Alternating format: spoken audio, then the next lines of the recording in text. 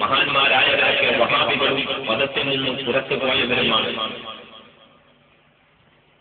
നിങ്ങളുടെ പ്രസിഡന്റ് തള്ളിപ്പോയ തങ്ങൾ ശംസുൽ ഉലമായെ കാഫിറാക്കി.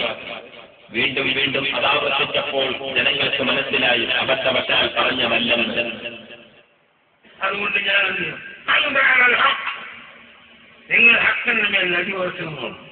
ഹക്കാണ് നമ്മുടെ ഉസ്താദല്ലേ, വിജയ ഉസ്താദല്ലേ, ഞാൻ എന്ത് ചെയ്യണം?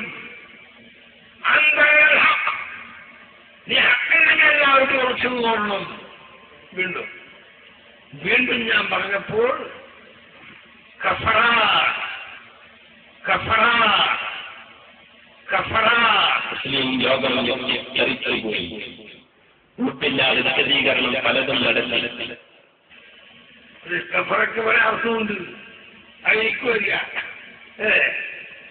അതുകൊണ്ട് അതങ്ങൊക്കെ പരത്തിയിട്ട് ഉള്ള അർത്ഥം ഞാൻ ഒഴുകി പോകുന്നു വിചാരിച്ചെല്ലാവരും.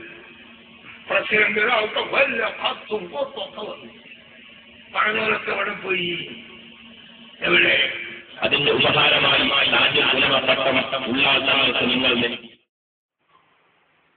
എന്നാലും തങ്ങളെ നാട്ടികൾക്കാതിന്റെ വാക്കുകൾക്ക് മറുപടി നൽകാൻ ഇപ്പോഴും നിങ്ങൾക്ക് ആയിട്ടില്ലല്ലോ. അദ്ദേഹത്തിന്റെ പ്രസംഗത്തിൽ സ്വന്തത്തെക്കുറിച്ച് അദ്ദേഹത്തെക്കുറിച്ച് പറഞ്ഞു, മൂപ്പർ ഹക്കിന്റെ മേലാണ്. അത് ഉള്ളവർ തങ്ങളെ ഹക്കിന്റെ മേലാണ്.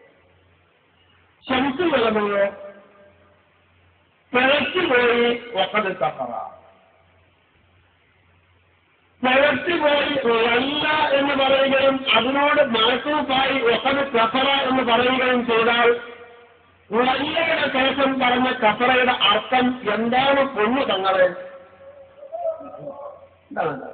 മാത്രമല്ല അദ്ദേഹം ഹക്കിന്റെ മേലാണെന്ന് പറഞ്ഞു. ഹക്കിന്റെ മേലാണെന്ന് പറഞ്ഞ ശേഷം പറയുന്ന കുഫറിന്റെ അർത്ഥം എന്താണ്?